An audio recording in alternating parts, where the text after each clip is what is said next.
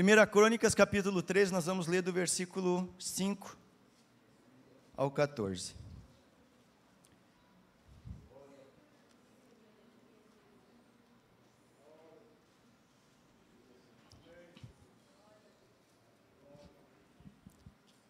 Amém? Todos acharam? 1 Crônicas, capítulo 13, versículo 5. A palavra de Deus fala assim: reuniu, pois, Davi a todo o Israel, desde Sior do Egito até a entrada de Amate, para trazer a arca de Deus de Quireate Jearim. Então Davi com todo Israel subiu a Balá, isto é, em Quireate Jearim, que está em Judá, para fazer subir dali a arca de Deus, diante da qual é invocado o nome do Senhor, que se assenta acima dos querubins.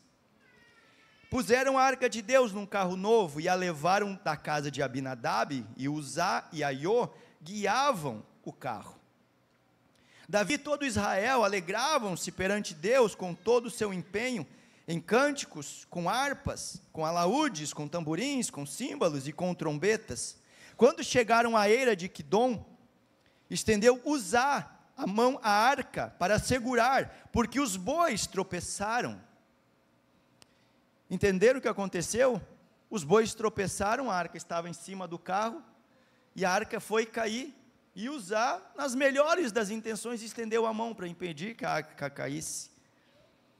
Então a ira do Senhor se acendeu contra Uzá e o feriu, por ter estendido a mão na arca, e morreu ali, perante Deus.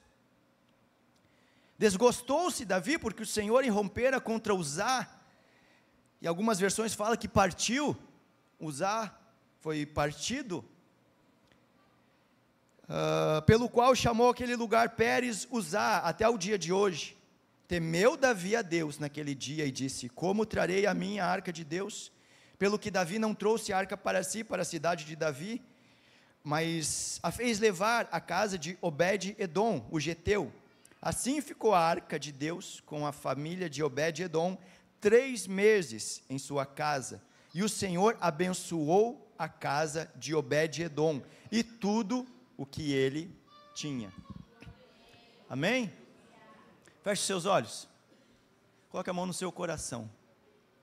Pai, a tua palavra, Senhor, é viva, é eficaz, é poderosa, e nós pedimos que ela venha entrar, Senhor, em nossos corações, no qual, Senhor, nós abrimos, Pai amado, nesse momento, para receber de Ti a revelação da Tua palavra, a rema da Tua palavra, em nome de Jesus, Pai. Essa palavra, Senhor amado, venha do Teu coração para os nossos corações, e que eu seja apenas instrumento em Tuas mãos, Pai.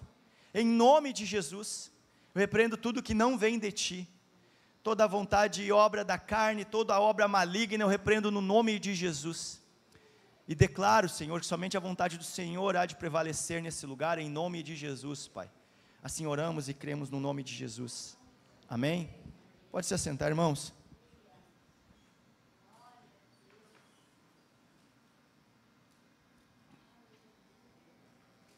Amém? O título da mensagem é Santidade ou Morte. Repitam comigo: santidade, ou morte. Mais um título forte. Amém? Como eu falei outro dia que eu preguei, né? Eu pergunto para Deus o título até da mensagem, irmãos. Hoje eu não questionei, mas às vezes eu questiono. Questiono não, pergunto, mas é isso mesmo? Como foi outra mensagem, Deus falou: a mensagem é minha ou é sua? A mensagem é dele, então amém. Então o título da mensagem é Santidade ou Morte. Amém? A Arca da Aliança, irmãos, ela representava, recapitulando, contextualizando o que a gente leu, quem sabe alguns já conhecem a passagem, quem sabe alguns ainda não conhecem, vão ouvir pela primeira vez, mas eu quero explicar o que estava acontecendo nessa situação. A Arca da Aliança, como foi colocado na arte aqui, uma figura da arca, né? Daquilo que está descrito na Bíblia, no Pentateuco, ela representava, significava, simbolizava para o povo de Israel a própria presença de Deus no meio do povo. Representava a presença do próprio Deus diante do povo, dentre o povo, no meio do povo. Tamanha era a importância da Arca da Aliança para o povo de Israel. Era uma arca que foi construída por Moisés, né, no deserto. Deus capacitou homens para construir, mas Deus deu cada detalhe de como essa arca deveria ser feita. Não foi feita de qualquer forma. Toda a dimensão, o material usado, a madeira de acácia, o ouro, enfim, tudo, os detalhes, os querubins sobre o propiciatório, tudo foi designado, tudo foi explicado, tintim por tintim, por Deus, para Moisés, enquanto saíram, né, na peregrinação, saindo do Egito para chegar na terra prometida. E ali foi colocado o maná, as tábuas dos mandamentos, e a vara de Arão que floresceu, estavam dentro da Arca da Aliança, e ali permaneceu, e representava então a presença do próprio Deus, diante do povo, no meio do povo. Essa era a importância desse artefato, digamos assim. Não era apenas uma caixa bonita, um baú bonito, era a presença de Deus no meio do povo de Israel. Em 1 Samuel, no capítulo 4, nós vemos que essa arca foi levada de Jerusalém, só para entender o porquê que Davi quis trazer de volta, porque a arca não estava ali. Se tivesse ali, não precisava buscar, concordam comigo? Mas onde é que estava essa arca? Por que ela não estava em Jerusalém, se ali era o lugar? Por que ela não estava, nessa época ainda não existia o templo, né? Salomão construiu o templo, ou seja, foi depois de Davi, ainda não existia o templo, mas ficava no tabernáculo, nas divisões as quais também Deus explicou como deveria ser feito, o átrio, o santo lugar e o santo dos santos. A arca deveria ficar ali. Porém, vocês podem acompanhar no livro de 1 Samuel, no capítulo 4, que os filisteus invadiram Jerusalém. Nessa época ainda Israel não era governada por reis, ainda eram os juízes, né? O primeiro rei foi Saul, né? Como os alunos da escola bíblica já sabem. Então, no capítulo 4 de Samuel, nós vimos que os filisteus invadiram Israel, invadiram Jerusalém, e levaram várias coisas, né, de valor para suas terras, inclusive a Arca da Aliança, foi levada de Jerusalém, e vocês podem acompanhar todo o mal que causou dentro dos filisteus, porque eles não sabiam, eles não tinham o temor. Uma pastora André explicou a diferença do temor, quando é com Deus e quando não é. Eles não tinham temor, eles não sabiam o significado, o que aquilo representava, aquela arca. Para eles era um objeto bonito, um objeto que com certeza tinha um valor, e por isso que eles levaram, inclusive um valor religioso, espiritual para o povo de Israel, mas não sabiam o real valor que aquela arca representava. Por isso que eles conseguiram tocar, porque eles tocaram de uma forma ingênua, digamos assim, não tinham a certeza, o real conhecimento do que a arca representava, da santidade que a arca carregava. Então foi levada de Jerusalém, passou por alguns lugares, o povo ficou assustado com o poder que tinha na arca, e mandaram de volta, vamos devolver para os israelenses, e ficou então em Kiriat Jearim, na casa de Abinadab, durante cerca de 20 anos, a Bíblia fala. Nesse tempo, Saul foi nomeado rei, né? Foi escolhido como rei, foi ungido rei, reinou sobre Israel. Em nenhum momento, Saul quis, ou teve a intenção, ou pretensão, de trazer de volta a arca, que representava a presença de Deus para Jerusalém. Quem conhece a história de Saul sabe que ele até começou bem, mas terminou muito mal. Até começou bem a caminhada dele como rei, caminhada com Deus, mas terminou muito mal. E ele em nenhum momento da palavra de Deus, da Bíblia, da trajetória, do reinado de Saul, nós vemos ele interessado ou mover uma palha para buscar a arca de volta para Jerusalém, ou trazer a presença de volta para Jerusalém. E nesse momento, Davi, ungido, já tinha sido ungido rei, nesse momento ele assumiu o trono com a morte de Saul. Qual que foi uma das primeiras coisas do homem segundo o coração de Deus? Buscar a arca de volta. Não, está faltando alguma coisa, está faltando a presença de Deus aqui em Jerusalém. Ele mobilizou homens, mobilizou pessoas, príncipes de Israel, a Bíblia fala, e foi com cerca de 30 mil pessoas, 30 mil homens, buscar a arca. E cheio das melhores das intenções, fizeram um carro novo, para trazer a arca da aliança, botaram dois bois puxando, os filhos de Abinadab, ali, Uzá, e como a gente leu ali, e Aiô, guiavam o carro, vinham na frente.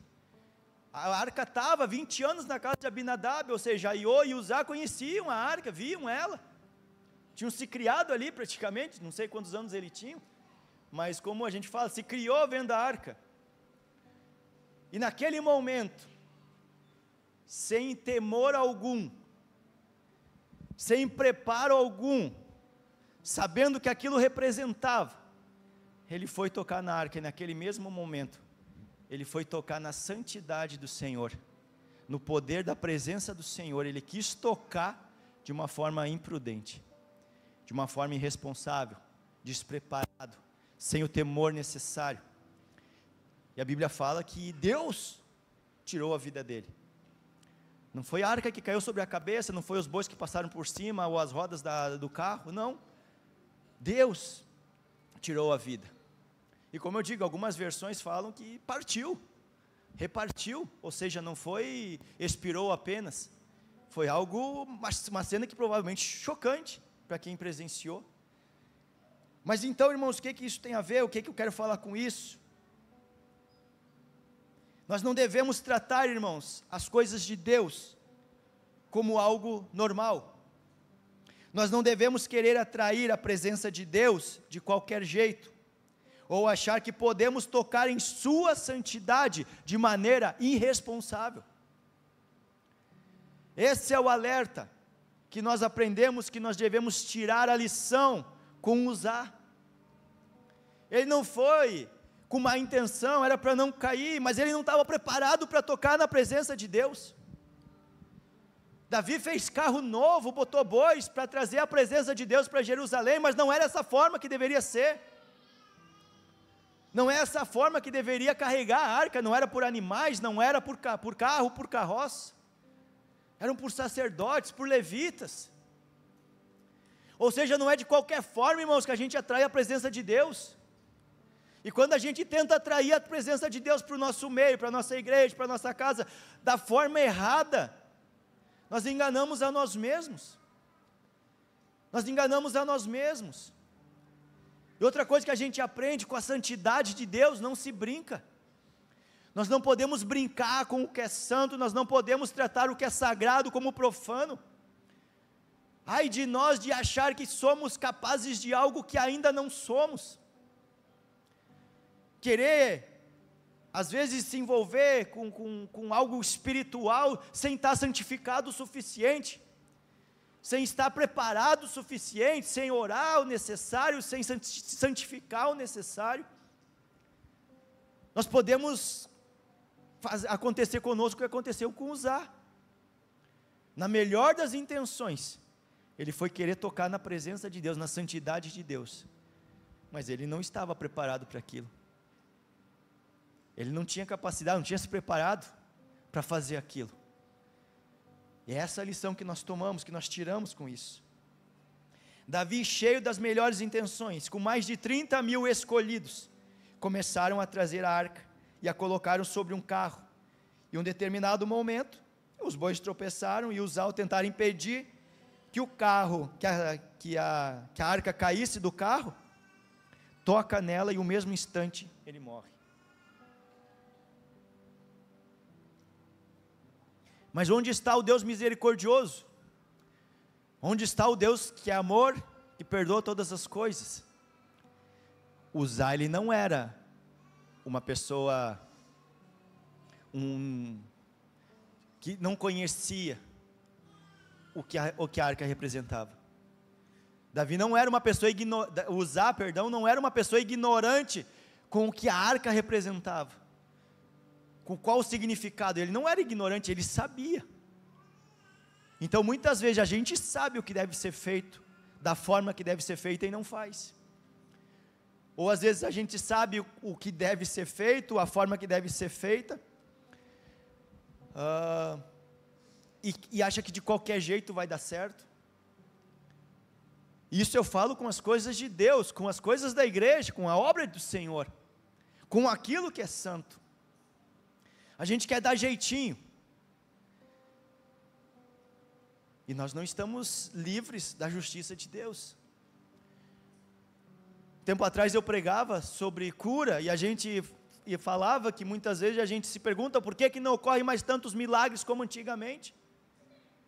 Por que a gente não vê mais tantos milagres como na igreja primitiva, quando os apóstolos, a sombra de Pedro era projetada e os enfermos eram curados? Quando Pedro e João chegam para o coxo, levanta e anda, não tem ouro e nem prata. Por que não tão distante, mas grandes homens de Deus, a nossa própria fundadora da nossa igreja, a Aimee, e outros grandes homens e nomes da história, foram tão usados? Por que a gente não vê tantos milagres assim nos dias de hoje? É porque os pastores não oram, ou ora pouco. Irmãos, vou recapitular aquela mensagem, esse trecho, para que a gente também contextualize. A gente questiona isso, por que não ocorre tanto milagre? Da mesma forma eu falava, já pensou se Deus fosse agir com a justiça que agia também naquele tempo? A gente quer ver milagre, mas a justiça de Deus a gente não quer, só quer a misericórdia. A gente quer ver o poder de Deus agindo, mas se consagrar o suficiente a gente não quer. Já pensou? Então tá, Deus, o Senhor olhando do céu, tá bom, vou agir como eu agia na igreja primitiva, lá no livro de Atos. Vocês vão orar, os mortos vão ressuscitar, os aleijados vão levantar das cadeiras de roda, os cegos vão enxergar, os mudos vão falar, enfim. Mas também eu vou agir com a justiça que eu agia naquela época. Já pensou? Você chegar de qualquer jeito na igreja e querer fazer algo para Deus, independente do que for, em pecado, cai morto. E ia sobrar alguém, será? Amém? Ia sobrar? Eu ia sobrar, quem mais ia sobrar aí? Amém? Glória a Deus. Essa é a diferença, irmãos. Eu não sou melhor do que ninguém, né? Como Paulo fala, dos pecadores eu sou o maior, e eu falo isso sem hipocrisia nenhuma. Porém, reconhecendo isso, confesso a Deus, e é o que nós todos temos que fazer. Amém? Então, mas recapitulando, a santidade de Deus não se toca, com a santidade de Deus não se brinca. Nós queremos os milagres, mas não queremos ser santo como Ele é santo. Nós queremos atrair a presença, mas não queremos pagar o preço para atrair essa presença, ou seja, fazer da forma correta, com preparação, com preparo, com consagração. Davi ali, a Bíblia fala que eles vinham cantando com instrumentos, com harpas, com símbolos, enfim, fazendo festa. Amém, glória a Deus, é bom adorarmos, cantarmos, fazendo festa, que estamos atraindo a presença, mas não cuidaram do mais importante, não era essa maneira que trazia a presença. E às vezes a gente está tão intertido com os cânticos, com os instrumentos, com as palmas, com os louvores, alegres até, como o povo vinha alegre cantando, mas não é necessariamente só isso, a forma correta para atrair a presença. Tinha uma preparação, tinha uma consagração a ser feita, e a gente já vai falar sobre isso, e nós já vamos ver. Então não devemos tocar na santidade de Deus, se não estivermos em santidade. Como vamos querer tocar naquilo que é santo de uma forma indigna? Como vamos querer tocar na santidade de Deus, se não estivermos em santidade? Mas hoje é noite de ceia, sim, por isso mesmo, nós já logo vamos estar sentando à mesa com o Cordeiro, sentando à mesa com Jesus, e que nós venhamos fazer isso, essa reflexão, o quanto eu estou, não tem que fugir da ceia, como nossos pastores sempre falam, tem que vir e se consertar, que o teu pecado, que o meu pecado, que o nosso pecado não seja o motivo de nos afastar de Deus, não, mas de nos aproximar, porque é nele que nós temos o perdão, é nele que nós vamos receber o perdão, irmãos. Nós não temos que fugir de Deus, nós temos que correr para Deus, Nós não temos que se esconder de Jesus. É Ele que diz: venham a mim, todos vós, que estáis cansados e sobrecarregados, eu vos aliviarei. Então nós não temos que fugir de Deus, nós temos que sim correr para Ele, e chegar a Ele com sinceridade, confessando os nossos pecados, se arrependendo. Jeremias 48:10, um versículo também que muitos conhecem.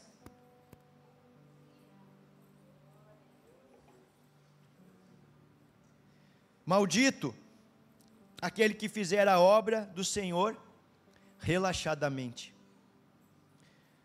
Abram aí na Bíblia de vocês, para não acharem, pô, Deus, a Bíblia fala isso, a Bíblia fala isso. E Jeremias 48:10. Maldito aquele que fizer a obra do Senhor relaxadamente. Maldito aquele que retém a sua espada do sangue.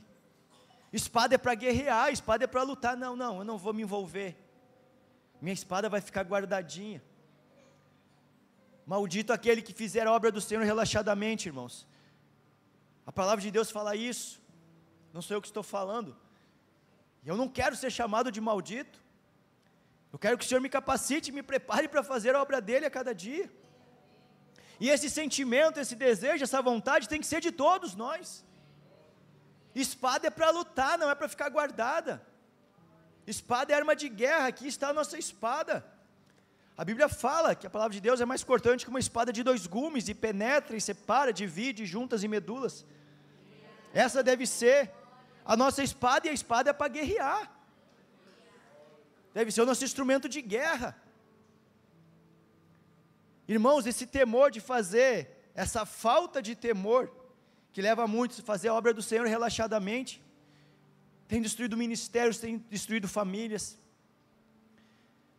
Pessoas que até, como eu falei, o exemplo de Saul, até começam bem, mas não terminam bem, porque na metade do caminho se perdem o foco, perdem o temor, acham que são alguma coisa. Não, agora eu sou rei, agora eu estou com coroa, agora eu estou vivendo num castelo, até ontem não tinha nada, agora eu tenho, agora eu sou.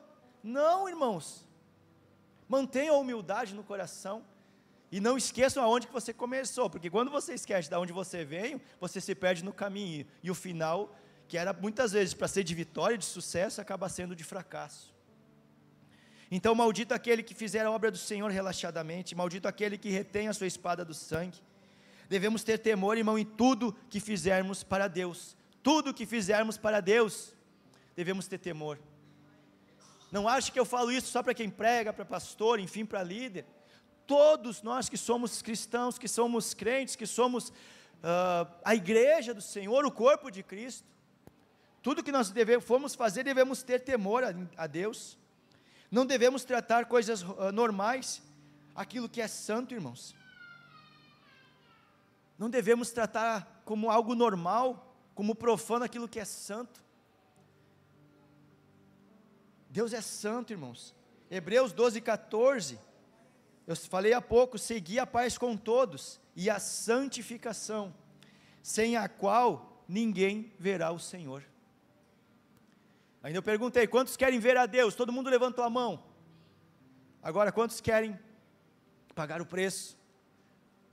A santificação é a passagem, irmãos, digamos assim, é o ticket, é o voucher, é o ingresso para você ver a Deus, para nós vermos a Deus, é a santificação. A paz é com todos, até com aqueles que nos perseguem, procura manter a paz com eles, mas não esqueça da santificação, porque sem ela ninguém verá a Deus. Ninguém verá a Deus. Sede santo como eu sou santo. Mas afinal, pastor, o que é ser santo? Está falando tanto de santificação. Santo é fazer milagre, andar com a auréola em cima da cabeça. O que é ser santo? Está falando tanto sobre isso, que nós devemos ser santos. Como assim? São Nelson, né? São Aldemar. Não é, irmãos, essa expressão, porque nós chegarmos no céu vai ser, a Bíblia fala, só vamos ver a Deus se formos santificados, ou seja, para nós chegarmos lá, seremos santos, ou seja, todos aqueles que morreram salvos, são santos, por isso que a Bíblia fala, os santos, né, Os santos e os anjos e tudo mais, os anjos já estavam com o Senhor, os santos são aqueles que morreram salvos aqui na terra. Ou seja, eu e você somos santos. Amém? Amém. Glória a Deus.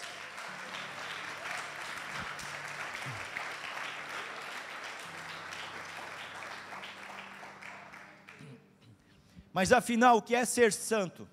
Ser santo, irmão, é ser separado. Ser santo é ser separado. Ah, mas então eu sou separado do meu marido, da minha esposa, então eu sou santo. Não, aí não. Aí é pecado.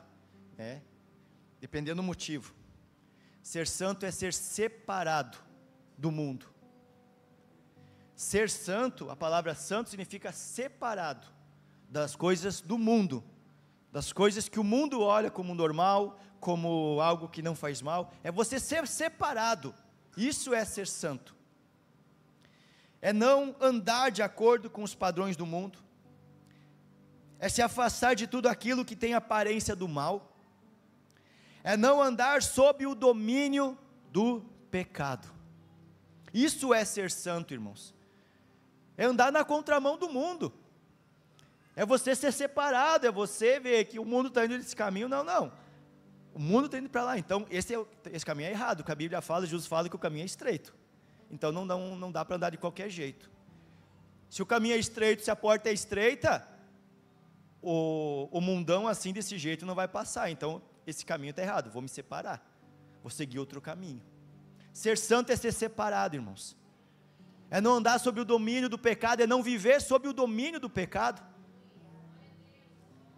Isso é ser santo, irmãos. Isaías 59, 1 e 2, um versículo que eu particularmente falo muito, cito muito esse versículo. Eis que a mão do Senhor não está encolhida para que não possa salvar, e nem surdo o seu ouvido para não poder ouvir. A mão do Senhor não está encolhida para que não possa salvar, tipo de T-Rex assim, não. A mão do Senhor está estendida, longa, para salvar. O seu ouvido não está surdo. Ah, estou ouvindo e não estou. Não, para que não possa ouvir. Mas então por que ele não salva? Por que ele não ouve? Olha o que fala o versículo 2. Mas as vossas iniquidades fazem separação entre vós e o vosso Deus, e os vossos pecados encobrem o seu rosto de vós, para que vos não ouça. O que nos separa de Deus? O que nos separa de Deus? Então por que nós não devemos andar viver sob o domínio do pecado? Porque o pecado nos afasta de Deus, e tem uma coisa que nos afasta de Deus, nos separa de Deus, é o pecado, irmãos. O pecado impede muitas vezes que a gente seja abençoado, o pecado impede milagre. A palavra de Deus fala, que as vossas iniquidades, ou seja, as nossas iniquidades, os nossos pecados, nos afastam de Deus, fazem separação entre nós e o nosso Deus, a ponto de que Ele não possa te ouvir.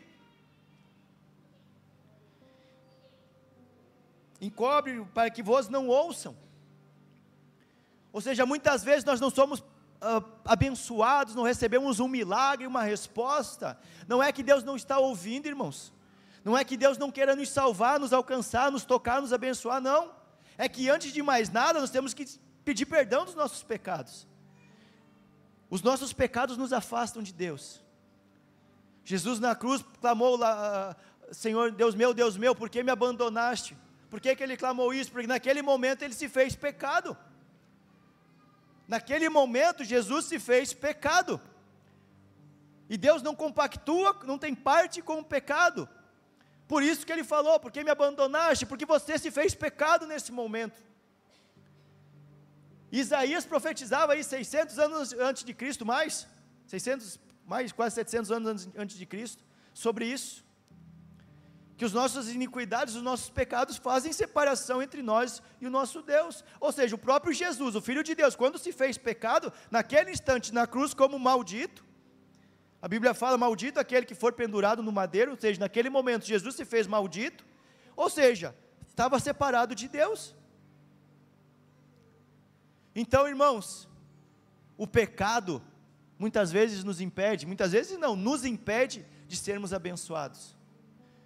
Não é que Deus não está te ouvindo, não é que Deus que não quer te abençoar, Primeiramente, nós temos que abandonar o pecado, nos arrepender do pecado, abandonar, confessar a Deus e abandonar. Nossos pecados impedem a bênção de Deus de chegar até nós. Mas o que eu tenho que fazer então? 1 João capítulo 1, versículo 9, se confessarmos os nossos pecados, Ele é fiel e justo para nos perdoar e nos livrar de toda injustiça. Amém? Glória a Deus. Glória a Deus que não vivemos mais no tempo da lei. Não precisamos mais oferecer holocaustos, sacrifícios de animais e tudo mais. O que nós temos que fazer então? Se confessarmos os nossos pecados, ou seja, confesse os seus pecados a Deus. Senhor, o meu pecado é esse, como a gente fala, pecado tem nome. Confesse os seus pecados a Deus. Se confessarmos nossos pecados, Ele é fiel e justo para nos perdoar, porque o preço já foi pago. O preço do pecado meu e seu, independente do que for, foi pago na cruz do Calvário, pelo sangue do Cordeiro. O que nós cantamos há pouco? O perdão foi comprado pelo sangue de Jesus. A coisa mais preciosa do universo, o sangue do Filho de Deus, do unigênito de Deus, foi derramado por mim, por você. Pronto, o sacrifício foi feito, o preço foi pago. A cédula, a moeda que precisava ser paga, porque o salário do pecado é a morte, foi paga, pronto. Agora, confesse. Confesse Jesus, o meu pecado é esse. E abandone. Não adianta só confessar e continuar, irmãos. Então, irmãos, confessarmos os nossos pecados, Ele é fiel e justo para nos perdoar e nos livrar de toda injustiça. Amém? Pecado confessado, pecado perdoado, pecado abandonado. Em nome de Jesus, a Bíblia fala que o Senhor lança no mar do esquecimento, e por amor de ti não me lembro. O Deus Todo-Poderoso, por amor de nós, Ele faz questão de não lembrar do pecado, quando confessado. No fundo do mar do esquecimento, a Bíblia fala. Que amor é esse? Que amor é esse? Capaz de perdoar, independente das nossas transgressões. E por amor de nós, não ficar jogando na cara. Lembra que eu te perdoei, hein? Ele não faz isso, Ele não se lembra. Então, irmãos, não fique flertando com o pecado. Não fique brincando com o pecado. Não fique flertando, é só uma mensagenzinha. Que legal, vou responder. Não flerte com o pecado. Não flerte com o pecado. A gente sempre fala, Satanás, ele não brinca de ser Satanás, irmãos. Nós não podemos ficar brincando de ser santo. Não flerte com o pecado. Não brinque com fogo. O que acontece? Quem brinca com fogo acaba se queimando. A gente avisa, não mexe aí. E ainda a pessoa vai lá, né, muitas vezes as crianças, e acaba pagando para ver. Então não pague para ver. Não brinque com fogo, irmãos. Não flerte com o pecado. Tenha temor com as coisas de Deus. Não tenha pecados de estimação. Não, isso aqui é meu pecadinho de estimação, isso aqui eu não vou abandonar. Me criei desse jeito, me criei com isso, me criei fazendo isso. Fui ensinado pelo meu pai, que foi ensinado pelo avô, pelo bisavô, dessa forma, não sou eu que vou abandonar. Não tenha pecados de estimação. Não tenha pecados de estimação. Você sabe que é pecado? Abandone. Se você sabe que é pecado, abandone. Tem dúvida se isso é pecado? Procure orientação. Procure um pastor, alguém que possa te orientar. Isso que eu faço é pecado? Procure, se você tem dúvida, procure orientação. E se você não consegue ou não quer abandonar o seu pecado, por favor, não queira fazer a obra de Deus. Não, eu sei que isso é errado, eu sei que isso é pecado, mas eu não consigo abandonar, ou então eu não quero abandonar. Então não faça a obra de Deus dessa forma. É forte o que eu vou falar, mas é melhor ter um altar vazio do que um vazio no altar.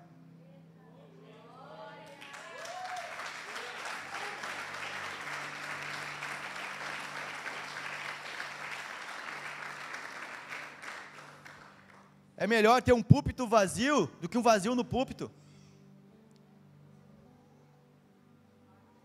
É forte, mas é isso que Deus falou comigo. Para falar com a igreja. Irmão, se você conhece o seu pecado, abandone. Tem dúvida se é pecado? Pergunte, peça orientação. Se você sabe que é, não deixe para amanhã, se conserte. Se conserte com Deus, resolva o teu problema, resolva as tuas coisas. Né? Eu estou com um problema, vai conversar. Não, isso não é problema, isso é pecado. Problema a gente procura resolver, pecado eu tenho que abandonar. Vamos resolver o teu pecado. Pecado não se resolve, se abandona, confessa e se abandona. E é no momento já recebe perdão de Deus. Amém? Mas quem deve se santificar? Eu pergunto para os irmãos, para a igreja, quem deve se santificar?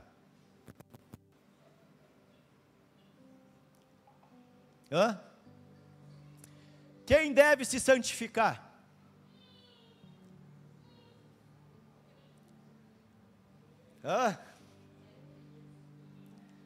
Irmãos, todos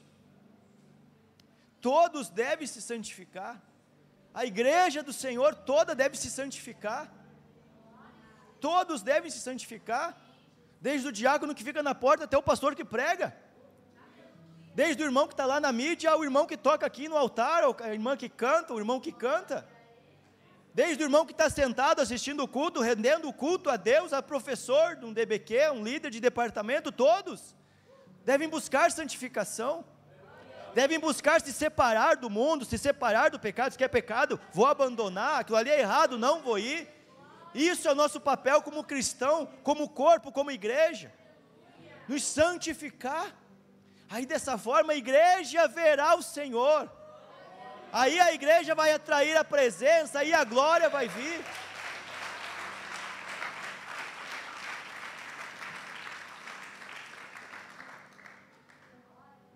Já vou terminar, irmãos.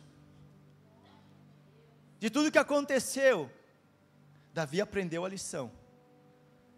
Não, ainda desse jeito, quem que vai botar a mão nessa arca? Vamos deixar essa arca aqui. E a Bíblia fala que ficou 3 meses na casa de Obed-Edom aquela arca. E Obed-Edom foi abençoado. E a Bíblia não fala que Abinadab, 20 anos na casa dele, eles foram abençoados. Se for, a gente não sabe.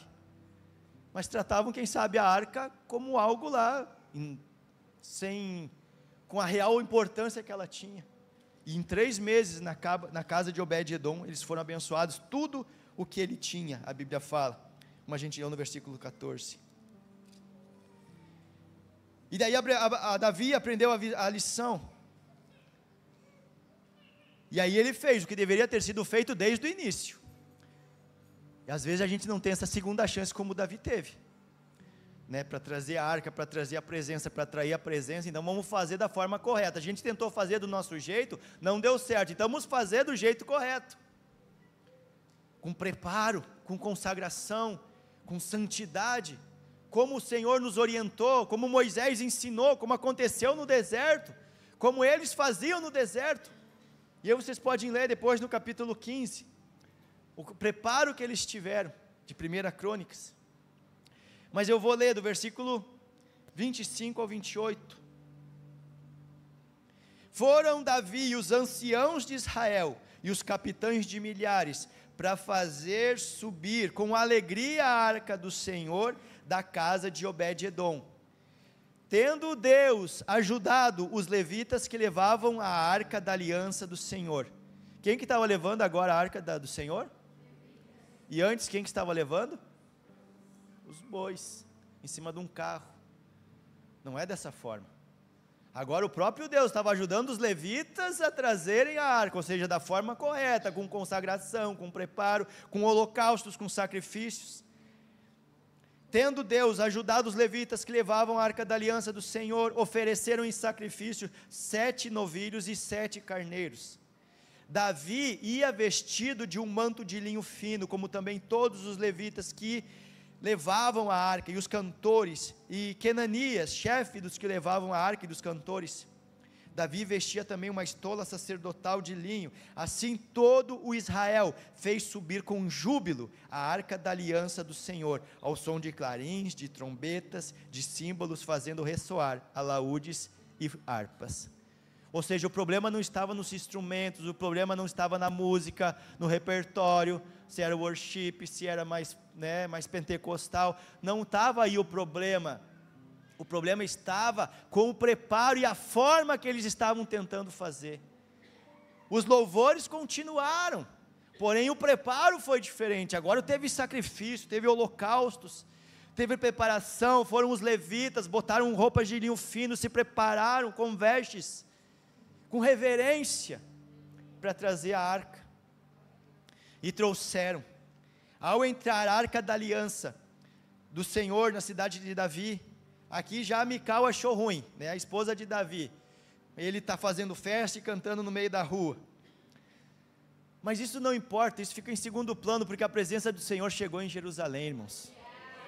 Se alguém não gostar, se alguém te julgar, da forma que você canta, que você louva, da forma que você busca a Deus, da forma que você adora, da forma que você serve a Deus, isso ignora, fica em segundo plano. O que importa é que você traiu a presença, você trouxe a presença de Deus de volta para a sua casa. Glória a Deus.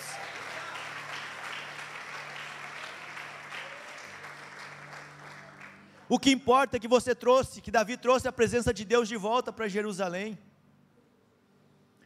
E a Jerusalém, irmãos, tipifica, simboliza a igreja do Senhor. Jerusalém, até hoje Jerusalém, ela simboliza a cidade de Jesus, a cidade de Davi, não onde Jesus nasceu, mas aonde ele morreu, derramou o seu sangue puro, e ali ressuscitou também. Não é à toa que a cidade santa que descerá do céu, como fala no livro de Apocalipse, é chamada de a Nova Jerusalém. Jerusalém simboliza, tipifica a igreja do Senhor, e nós devemos ser como Davi, como os levitas, atrair de volta a presença de Deus. A arca da aliança, que representava a presença de Deus, voltou para Jerusalém, e que nós venhamos atrair novamente a presença de Deus para a nossa casa, irmãos, a presença de Deus para nossas vidas, a presença de Deus para a nossa família, a presença de Deus para o nosso trabalho. Amém? Se coloque de pé. Aleluia.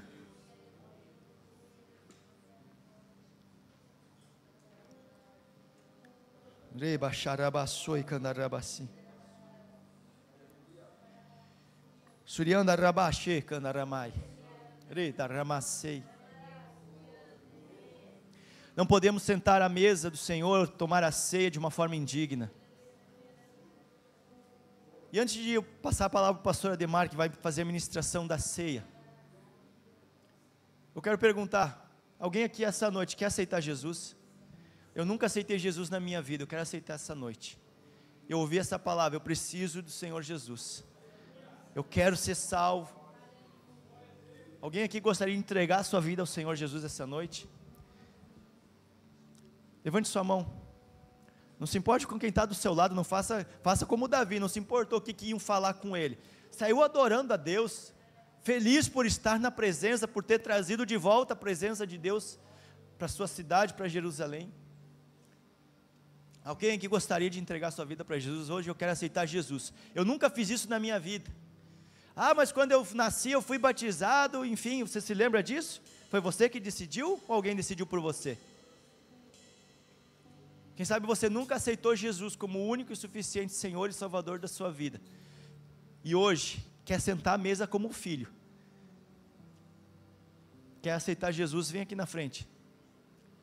Ou quem sabe você também, não, eu já aceitei Jesus em algum momento, quem sabe até batizado já foi, mas no decorrer da sua caminhada, acabou se afastando de Deus, se afastando dos caminhos, e essa noite, eu quero tomar a ceia do Senhor como filho, eu quero voltar para os caminhos do Senhor. Vem aqui na frente você também.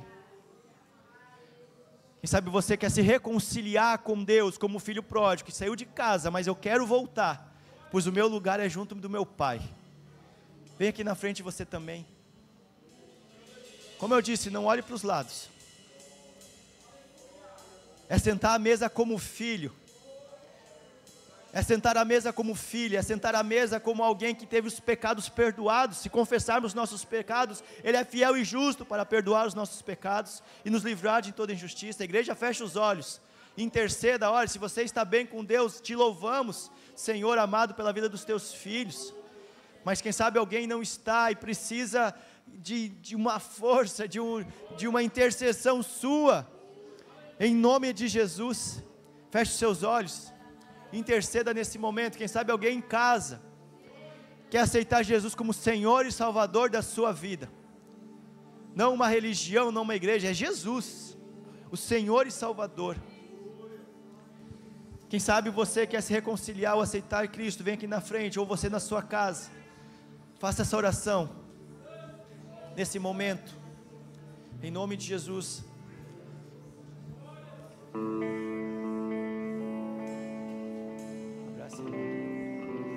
Temos aqui um irmão e uma irmã, em nome de Jesus, que se reconciliam com o Senhor. Você ora do seu lugar, nós oramos aqui. Pai, em nome de Jesus, recebe os teus filhos de volta. Recebe os teus filhos de volta, Senhor.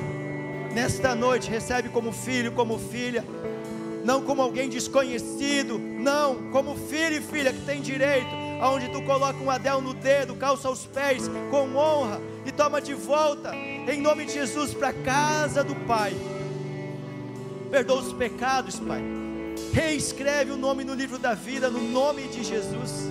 Fortalece o Espírito Santo nessa caminhada, independente do que ocorreu, independente dos caminhos, as decisões que tomaram e trilharam, mas agora retomam a casa do Pai diante do altar, entregam suas vidas novamente ao Senhor, reconhecendo a Ti, Jesus, como Senhor e Salvador, em nome de Jesus. Abençoa-os, Pai, recebe-os como filhos, em nome de Jesus. Aplauda o Senhor por essas vidas, em nome de Jesus.